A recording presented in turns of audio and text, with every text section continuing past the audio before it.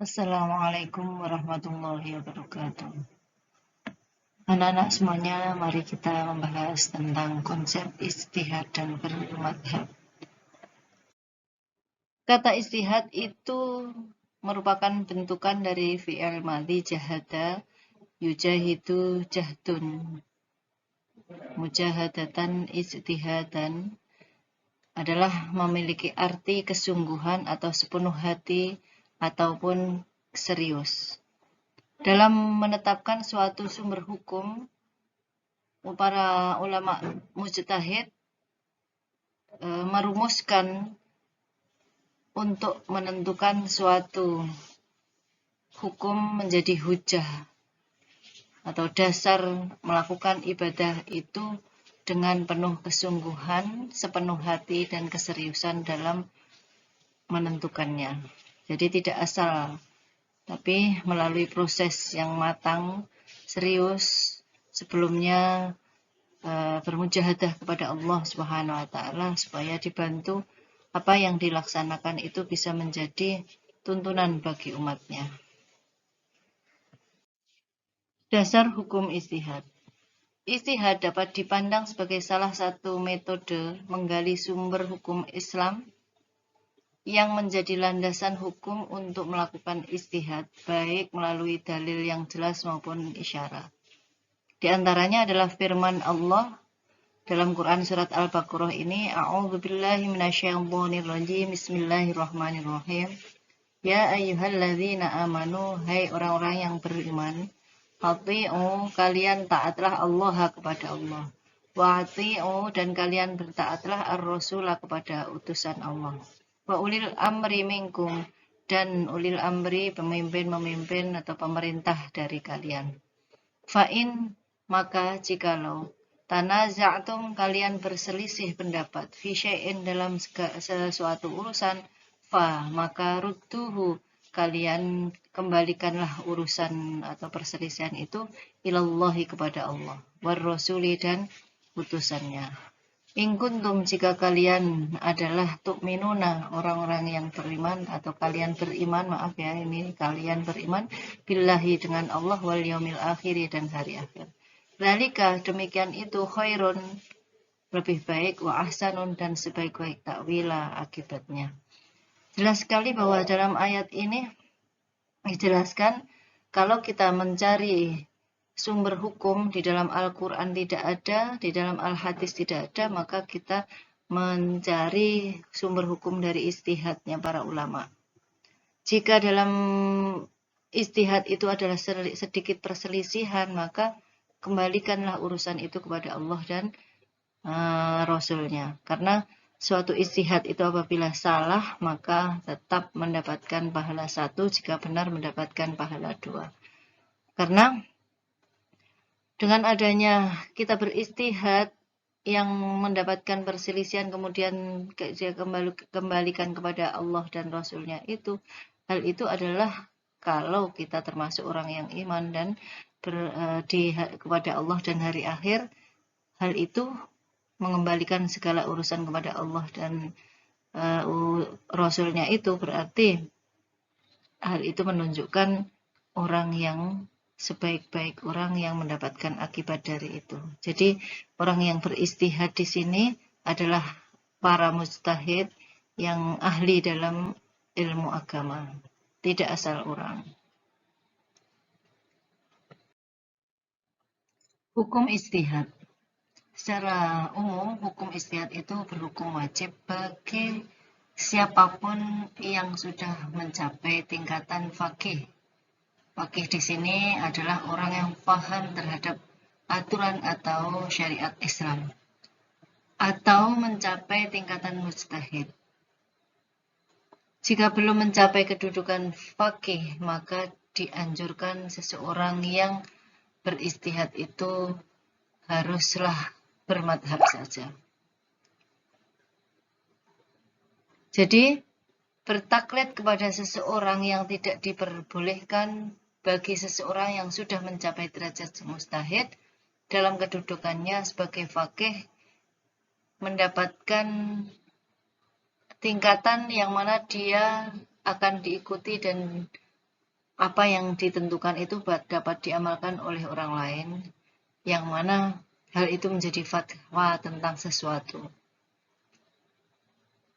Hukum mujtahid itu tergantung kondisi mujtahid dan umat sekitarnya. Yang pertama, apabila seorang faqih atau orang yang faham terhadap aturan atau syariat Islam itu ditanya tentang hukum suatu kasus yang mana telah berlaku, sedangkan ia hanya satu-satunya faqih atau orang yang paham tentang ilmu syariat yang dapat melaksanakan ijtihad, serta merasa kalau tidak melakukan ijtihad maka saat itu akan berakibat kasus tersebut luput dari hukum. Sehingga hukum berijtihad bagi faqih tersebut adalah wajib atau fardu ain. Jadi perlu diingat, jadi kalau sesuatu hal yang akan diputuskan itu tidak segera dilakukan oleh orang yang faqih dan dia dianggap satu-satunya orang yang mampu dalam urusan syariat Islam, tidak segera melakukan ijtihad, maka akan hilanglah hukum tersebut.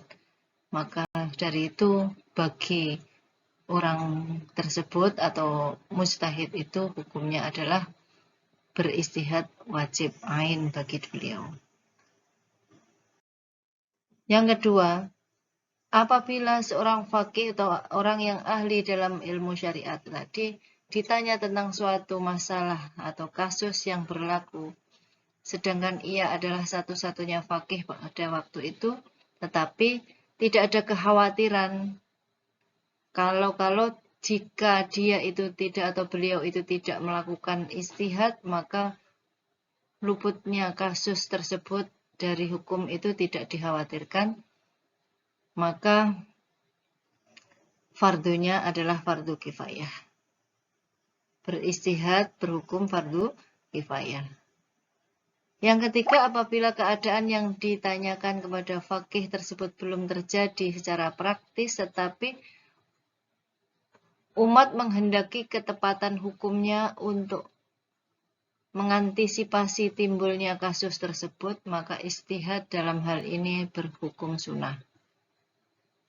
Jadi kalau belum terjadi, hanya untuk persiapan mengantisipasi tidak timbulnya masalah, maka berijtihad itu hukumnya sunnah. Yang keempat, hukumnya haram jika berijtihad tentang kasus yang telah ada hukumnya.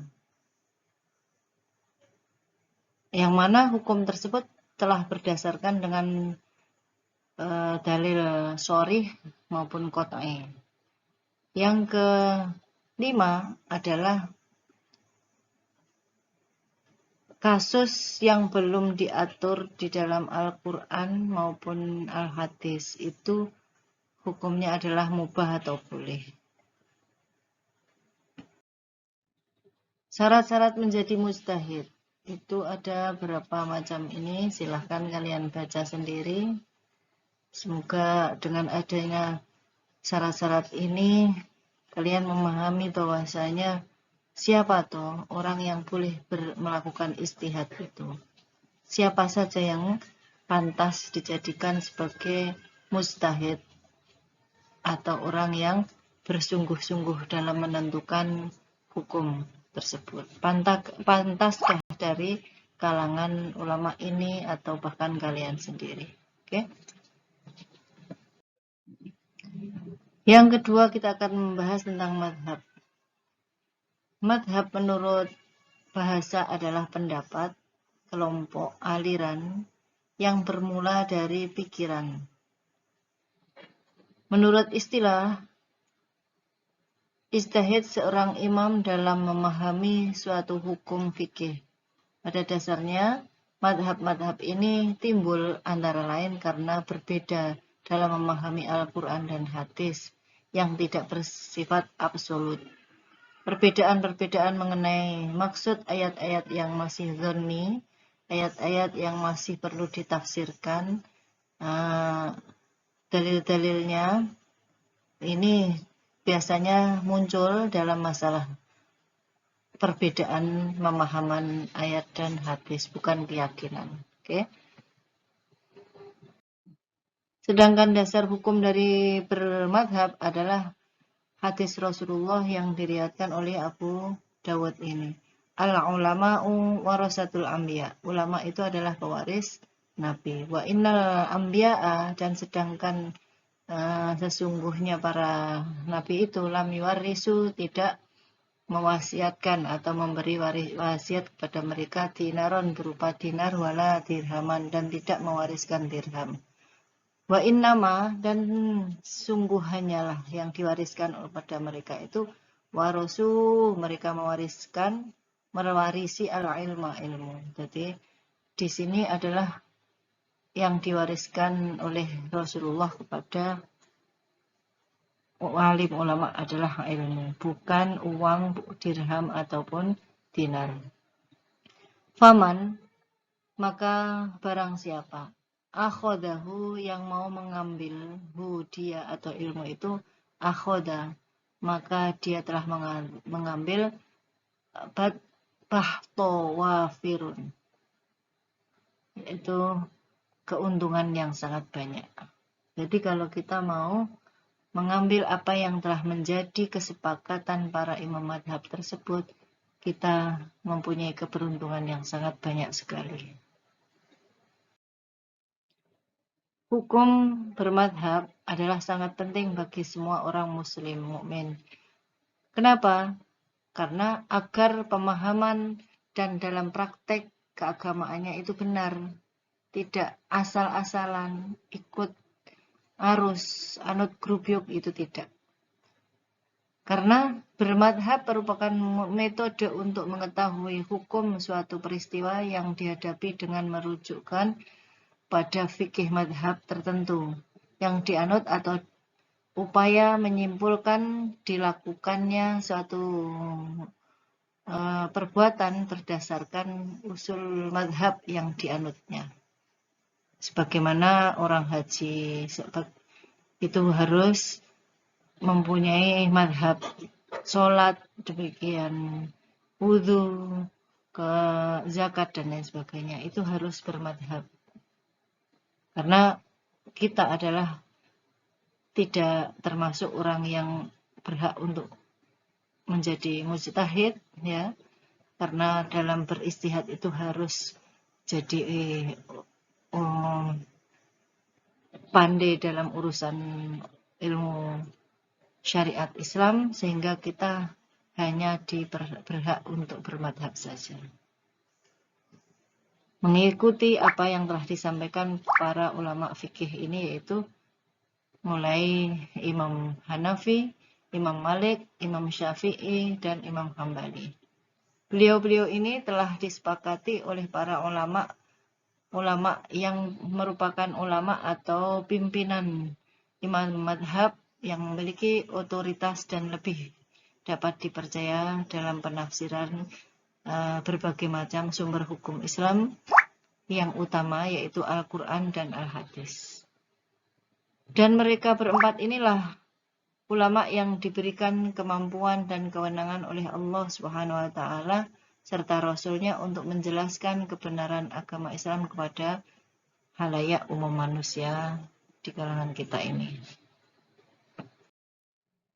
Perlu diketahui bahwasanya klasifikasi bermadhab itu ada 4 kelompok. Dalam bermadhab ada yang taklid, ittiba, tarjih, dan talfik. Apa maksud dari keempat kelompok bermadhab ini? Kita bahas satu persatu, mulai dari taklid. Pengertian taklid. Secara bahasa, taklid itu berasal dari kata qolada yuqallidu taqlidan, yang artinya adalah meniru, mengikuti, membuat tiruan.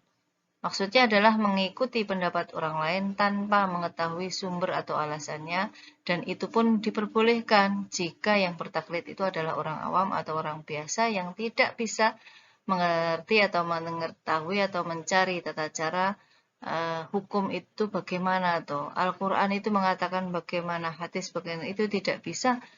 Beliau itu boleh seperti itu bertaklid.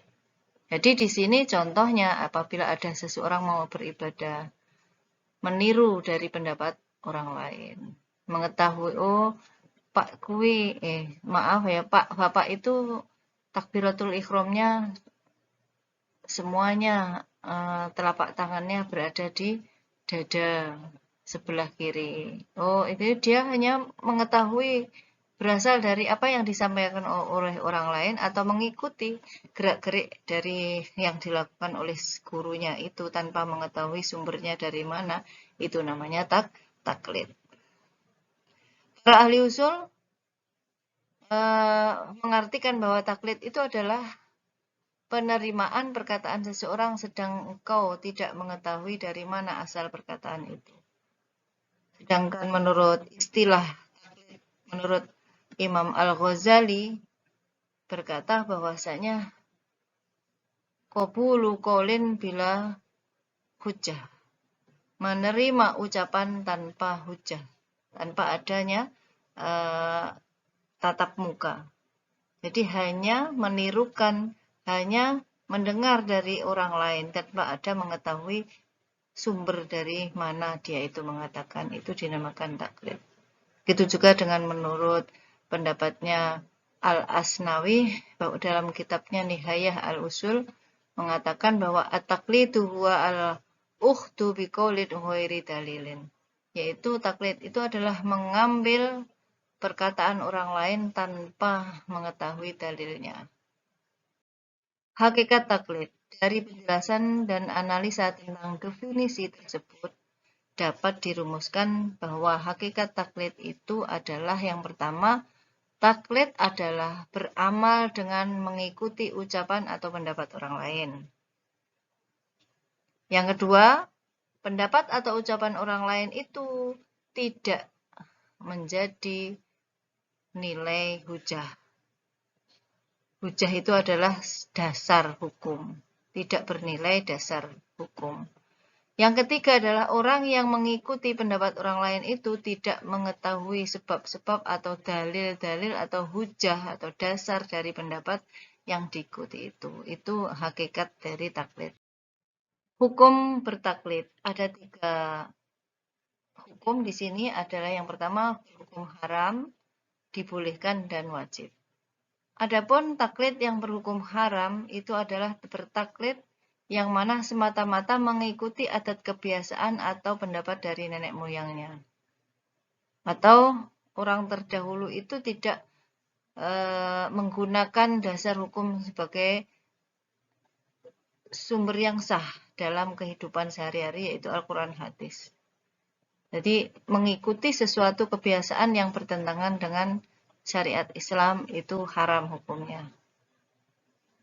Yang kedua, adalah taklid kepada perkataan atau pendapat orang lain yang mana dia yang mengikuti itu ngerti bahwa yang diikuti perkataan atau pendapat itu salah, maka hal itu adalah haram juga diikuti.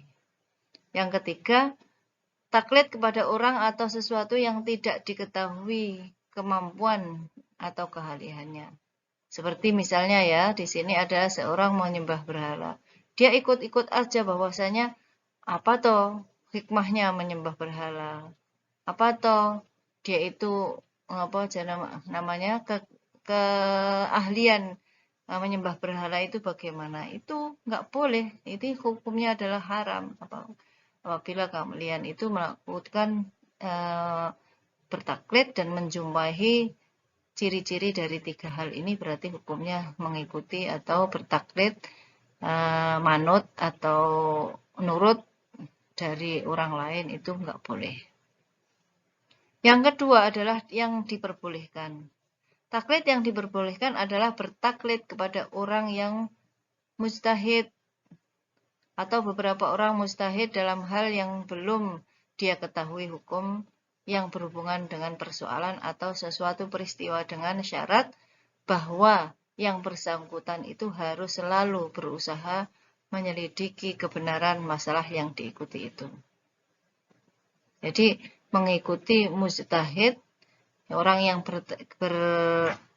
mempunyai derajat mujtahid, diikuti itu boleh karena dia memang orang awam tidak mengetahui sesuatu. Asalkan tidak mengetahui bahwa hal itu salah, tidak ikut-ikutan nenek moyangnya, dan tidak pula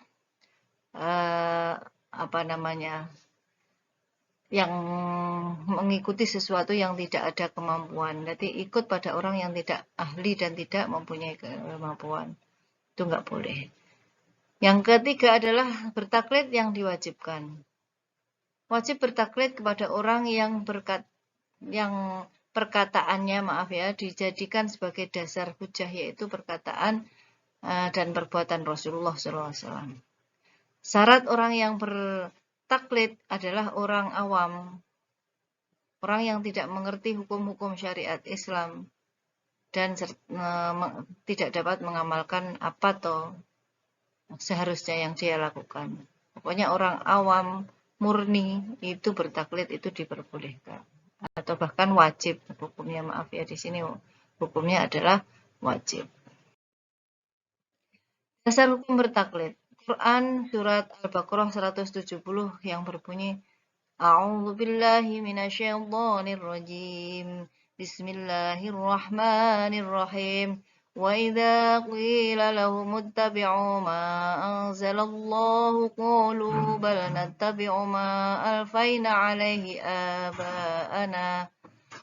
ما ألفينا عليه آباءنا أولو كان آباؤهم لا يعقلون شيئا ولا يهتدون. Adalah ini dalam Quran surat Al-Baqarah 170 ini ayat-ayat yang mensyaratkan melarang orang Islam itu ikut-ikutan. Kemudian Quran surat At-Taubah mengatakan berdasar Al-Quran surat At-Taubah 122 ini perbuatan taklid itu dicela. Tidak perlu semua mendalaman agama, tetapi cukup sebagian orang saja. Bagaimana yang dijelaskan dalam Quran surat At-Taubah ini. Jadi banyak hukumnya. Ketentuan bertaklid. Berdasarkan Quran surat An-Nahl ayat 43, A'udzu billahi minasyaitonir rajim. Ma arsalna min qablika illa rijalan nuhin ilaihim fas'alu ahlal dzikri in kuntum la ta'lamun. Maka bertanyalah kepada orang yang mempunyai kemampuan jika kamu itu tidak mengetahui tentang sesuatu yang akan kamu kerjakan. Ayat tersebut di atas menunjukkan bahwa ada isyarat dari Allah Subhanahu wa taala kepada manusia untuk bertaklid. Ya, jadi ada yang membolehkan, ada yang haram. Jadi yang haram berarti kalau sesuatu yang melanggar syariat Islam, ikut-ikutan orang yang nenek moyangnya dan lain sebagainya tadi, itu dasarnya masing-masing yang diperbolehkan atau yang dihalalkan atau dibolehkan itu semuanya ada dalam Al-Quran surat yang kita baca tadi. Pengertian ittiba. Ittiba itu berasal dari bahasa Arab, merupakan fi'il madhi dari kata ittiba'a yattabi'u, ittiba'an muttabi'un. Artinya adalah menurut atau mengikuti. Berbeda dengan taklid tadi, kalau ittiba itu tahu dasarnya, tapi kalau taklid itu tidak mengetahui dalilnya atau dasarnya. Jadi ittiba itu adalah menerima pendapat orang lain, sedang yang menerima itu atau yang mengikuti itu mengetahui dari mana asal mula pendapat yang ditiru itu. Jadi bisa kita simpulkan lagi bahwasanya ittiba itu adalah mengikuti sesuatu ada dasarnya atau mengetahui dasarnya. Sedangkan menurut istilah adalah ittiba itu adalah huwa qabulu qaulil qaili wa anta ta'lamu min aina qauluhu. Menerima atau mengikuti perkataan orang lain, ya, orang yang berkata qailun ini orang yang mengatakan sesuatu kepada kita, Wa anta ta'lamu min aina qalahu. Dan kita tahu bahwasanya berasal dari mana pendapat itu muncul. Itu yang disebut dengan ittiba. Hukum ittiba. Ittiba itu hukumnya adalah wajib kalau sekiranya kita tidak dapat beristihad sendiri. Sebagaimana dasar hukum ini. Ittiba dalam masalah agama itu diperintahkan. Sedangkan mukmin wajib mengikuti atau ittiba kepada Nabiullah Muhammad SAW supaya setiap perbuatan yang dilakukan oleh orang mukmin itu sesuai dengan tuntutan Allah dan Rasulnya, yaitu Al-Quran dan hadis. Macam-macam ittiba.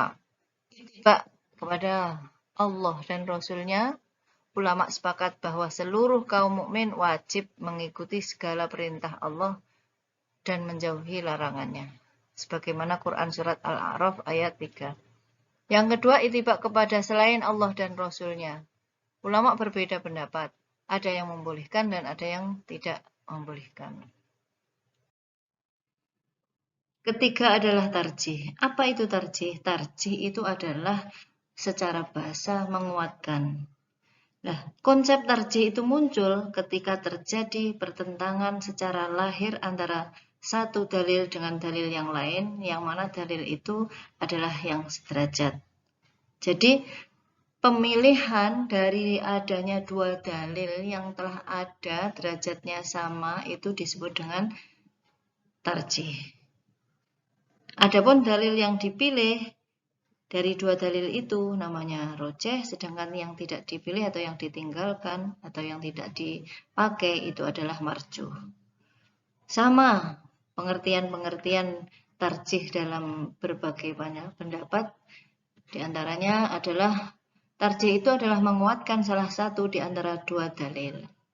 Yang lain, tarjih itu adalah melahirkan sesuatu yang mana sesuatu itu lebih bagi salah satu dalil yang lain. Ini adalah merupakan pengertian dari tarjih. Jadi intinya memilih salah satu dari dua dalil itu disebut dengan tarjih. Nah, dari pengertian di atas, maka unsur-unsur yang harus ada di dalam tarjih itu harus ada dua hal ini. Yang pertama, harus adanya dua dalil yang akan dipilih itu. Yang kedua, adanya sesuatu yang menjadikan salah satu dari dua dalil ini adalah lebih utama, lebih bagus dipilih dibanding dalil yang lain. Ini unsur-unsur harus ada dalam tarjih adalah dua unsur ini.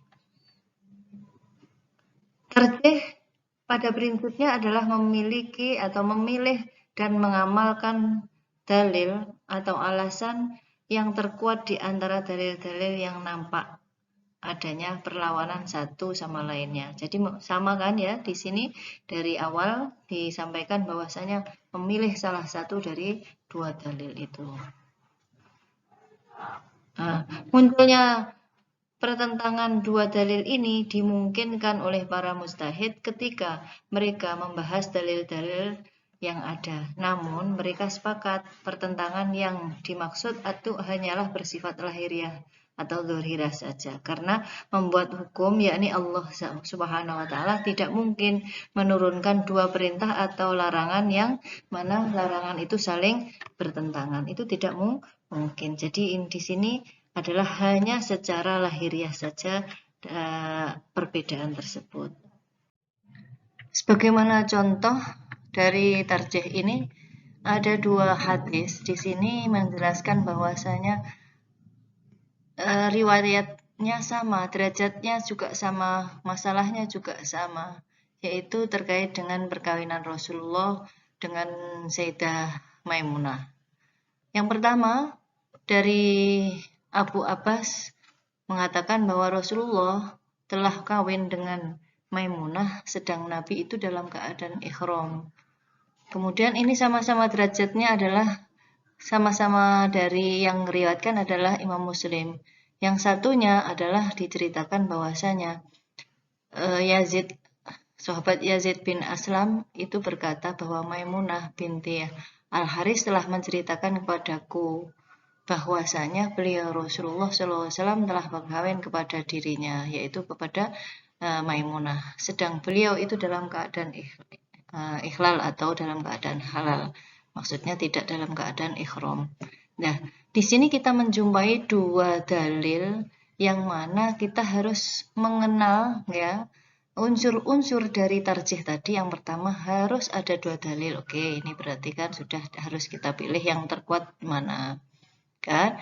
Yang kedua adalah kita memilih ya, setelah ada dua dalil kita tentukan yang paling kuat. Itu adalah unsur yang harus kita laksanakan. Oke, kita melihat di sini yang pertama, riwayat pertama menyebutkan bahwa Nabi Muhammad SAW menikah dengan Maimunah adalah ketika Nabi dalam keadaan ikhram. Riwayat yang kedua mengatakan bahwa Nabi sedang dalam keadaan ikhlal. Untuk mentarjihnya atau memperkuat mana yang paling kuat dari kedua dalil ini, yang mana sama-sama yang meriwayatkan adalah Imam Muslim. Mula-mula haruslah kita perhatikan hal-hal berikut ini. Yang pertama, dalam sanad yang pertama, Ibnu Abbas, di sini Ibnu Abbas meriwayatkan perkawinan Maimunah sendiri. Berarti Ibnu Abbas lah yang mengatakan perkawinan Sayyidah Maimunah itu, bahwa beliau menceritakan dirinya bahwa saya berjumpa dengan Rasulullah. Rasulullah berkata kepadaku telah mengawini Maimunah. Itu yang mengatakan adalah beliau sendiri, yaitu sahabat Abu Abbas. Kemudian kita lihat riwayat yang kedua dilakukan oleh sahabat Abu Rafi', yang mana beliau juga mengatakan bahwa Abu Rafi' itu diberi cerita atau diberitahu oleh Sayyidah Maimunah bahwa dalam perkawinan Rasulullah dengan Maimunah itu dalam keadaan Nabi ikhlal atau tidak ikhram. Nah, jadi dalam hal ini tentu lebih dianggap kuat riwayat dari Maimunah. Jadi pelakunya itu sendiri. Jadi ini namanya adalah tarjih, itu adalah memperkuatkan dari contoh dari dua dalil ini, yang mana mengatakan bahwa Nabi menikah dalam keadaan ikhram, yang kedua adalah Nabi dalam keadaan tidak ikhram. Jadi harus kita pilih mana yang terkuat. Itu adalah contoh dari tarjih. Paham ya? Jadi tarjih itu adalah memilih dua dalil yang paling kuat untuk digunakan menjadi dasar ibadah kepada Allah Subhanahu wa Ta'ala. Adapun jalan untuk tarjih adalah sebagai berikut. Satu, jika dalil itu mangkul, yaitu caranya haruslah kita mengembalikan kepada perawinya, apakah dhobit, apakah dipercaya, maksudnya adalah tidak pernah melakukan dosa kecil, terus tidak sering melakukan dosa besar, dan lain sebagainya. Kemudian tadkiyahnya perawi itu sendiri, periwayatannya bagaimana, matannya atau isi dari kandungan ayat itu dititik beratkan pada lafal dan makna. Kemudian kembali kepada isinya. Sesuatu dalil yang ditarjih atau yang dipilih itu berdasarkan yang lain dari hal-hal di atas. Nah, yang kedua, jika dalil itu adalah dalil mangkul, adalah atau pengetahuan itu sendiri, ada dua cara. Yang pertama dikembalikan pada asalnya.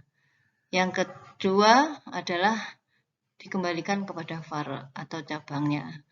Nah, untuk yang dikembalikan kepada asal itu ada dua cara, yaitu yang terjadi pada hukum dan yang terjadi pada ilat. Ilat itu adalah alasan dari hukum itu.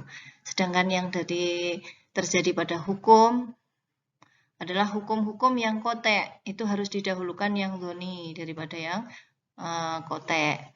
Kemudian yang kedua, yang tidak diperselisihkan, berarti didahulukan yang diperselisihkan, dicari itu ya hukum-hukumnya.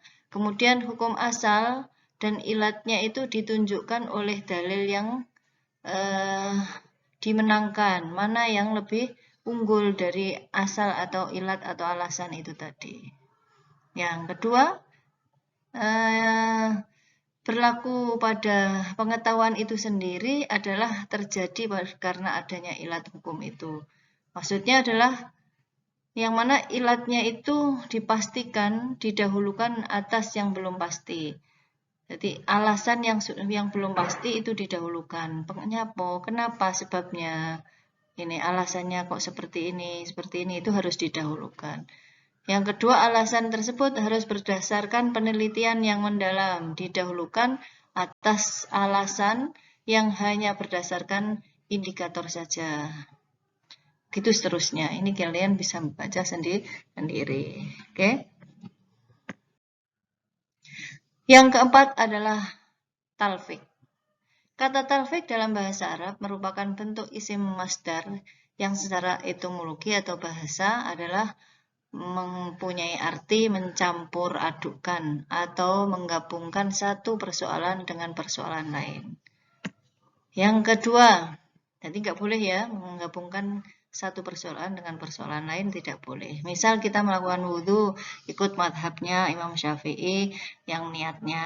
Kemudian saat batalnya wudhu, kita ikut Imam Hanafi, itu tidak boleh. Itu adalah talfik, mencampur adukan hukum, itu tidak diperbolehkan. Talfik ya berasal dari kata lako yang artinya adalah mempertemukan menjadi satu. Dalam literatur usul fikih sulit ditentukan pembahasan secara jelas tentang definisi talfik ini. Namun, hampir semua literatur yang membahas tentang talfik mendefinisikan dengan beralihnya orang yang minta fatwa kepada imam mujtahid lain dalam masalah lain. Nah, perpindahan madhab ini mereka namakan dengan talfik. Artinya beramal dalam urusan agama dengan berpedoman kepada bertujuan beberapa bertunjuk atau memakai beberapa madhab. Sedangkan menurut istilah talfik itu mempunyai pengertian menyelesaikan satu masalah hukum menurut hukum yang terdiri atas kumpulan atau gabungan dua madhab atau lebih. Itu namanya talfik. Oke.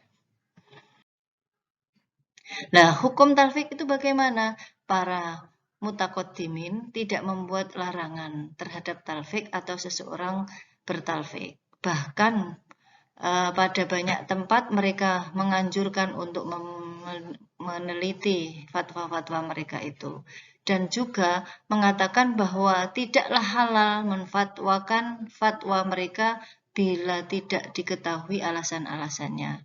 Anjuran atau larangan di atas dapat difahami bahwa semua itu menghendaki agar semua orang muslimin atau kaum muslim supaya menjauhi diri dari taklid. Dan hal yang demikian kemungkinan besar akan membawa kepada talfik. Pada dasarnya, talfik itu dibolehkan dalam Islam selama tujuan melaksanakan semata-mata mengikuti pendapat yang lebih kuat argumennya, yaitu mereka meneliti dalil-dalil dan analisa masing-masing pendapat tersebut. Dan perlu diingat bahwa talfik adalah di sini maksudnya adalah dalam masalah ibadah seharusnya dibatasi sedemikian rupa sehingga tidak menimbulkan sikap bertentangan yang ditunaikan untuk mencari ridho Allah Subhanahu wa Ta'ala. Setelah dilakukan penelitian, memang diperbolehkan talfik adalah dalam perselisihan para ulama, atau lebih jelasnya adalah para fuqaha mutaakhirin di sini adalah mereka yang fanatik pada madhab berfatwa bahwa para qadhi atau hakim berhak menghukum, yakni hukum takzir terhadap orang-orang yang berpindah madhab. Nah, maksudnya ya di sini kalian bisa memahami apa itu talfik, apa itu taklid, apa itu tarjih dan lain sebagainya. Ya, tapi itu kalian harus bisa membedakan karena kamu sudah besar, harus memilih dalam menentukan pilihanmu. Kalian itu harus mengerti apa tujuan dari kalian itu memilih hukum ini dan apa nama dari pemilihan penggunaan hukum tersebut. Ya, biar tidak asal-asalan ikut arus ke sana, ikut ke sini, ikut, biar tidak seperti itu. Menurut pendapat mazhab Hanafi, contohnya seperti seorang laki-laki dan perempuan melaksanakan akad nikah tanpa wali dan saksi, cukup dengan melaksanakan iklan atau pengumuman saja. Dasar pendapat mereka adalah dalam hal wali, mereka mengikuti pendapat mazhab Hanafi. Sah nikah tanpa wali, sedangkan mengenai persaksian mereka mengikuti pendapat mazhab Maliki.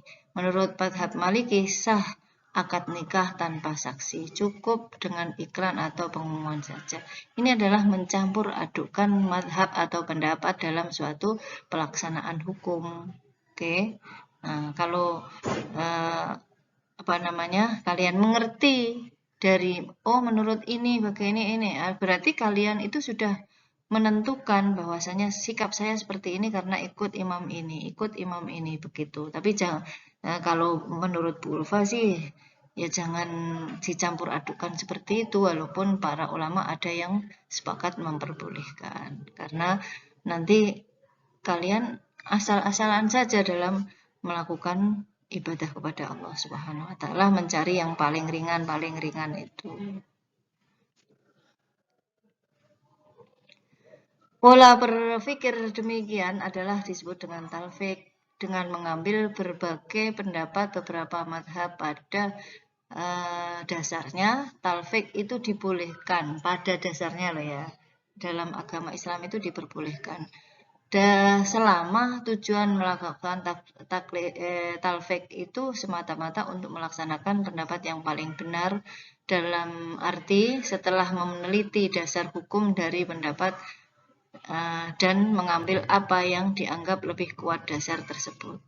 Akan tetapi ada talfik yang tujuannya untuk mencari yang ringan-ringan. Nah, ini tadi yang Bu Ulfa sampaikan, dalam arti bahwa yang diikuti adalah pendapat yang paling mudah untuk dikerjakan sekalipun dasar hukumnya lemah. Talfik semacam itu pada para ulama dicela, tidak diperbolehkan. Jadi talfik pada dasarnya kembali kepada niatnya itu sendiri, ya.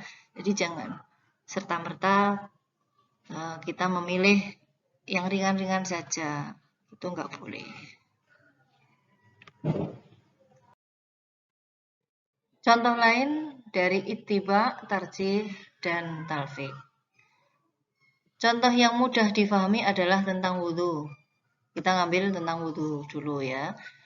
Nanti kalian bisa mencari contoh-contoh itu, talfik itu bagaimana, tarjih itu bagaimana, ittiba itu bagaimana, ya. Itu kalian harus bisa loh ya.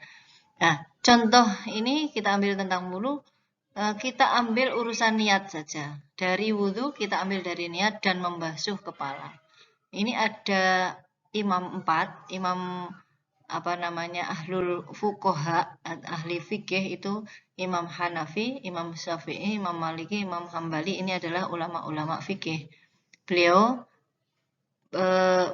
mempunyai pendapat yang berbeda tentang niat dari wudhu itu. Untuk Imam Hanafi, niat itu tidak wajib. Sedangkan membasuh kepala menurut Imam Hanafi itu yang diwajibkan minimal 1/4 dari kepala itu. Tapi kalau menurut ulama yang kedua yaitu Imam Syafi'i, niat itu hukumnya wajib.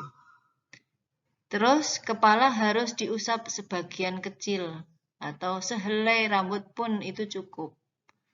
Oke, itu kalau menurut Imam Syafi'i. Menurut mazhab Maliki, niat berwudu itu hukumnya wajib, membasuh kepala diusap seluruhnya.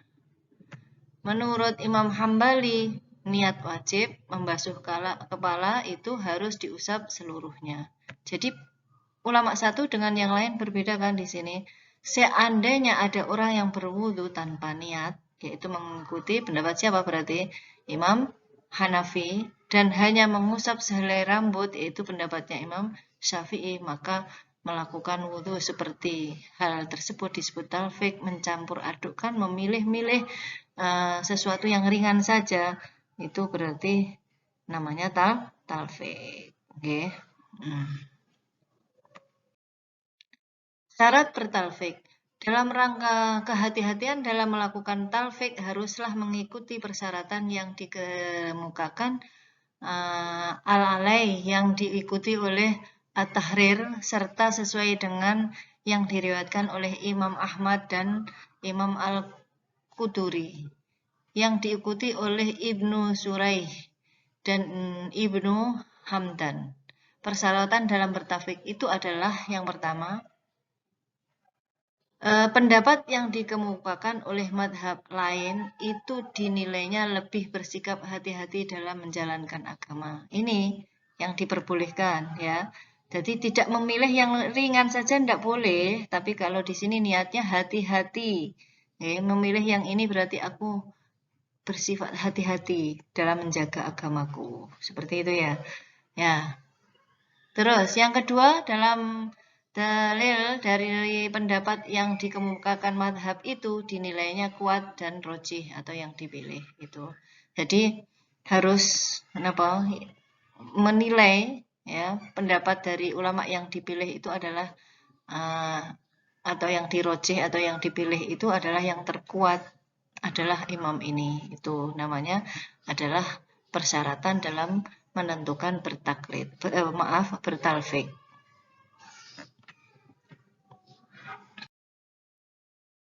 Jadi penjelasan di atas bisa kita simpulkan bersama bahwa yang pertama, taklid itu adalah mengikuti pendapat seseorang dengan tanpa mengetahui sumber atau cara mengambil pendapat tersebut. Itu taklid.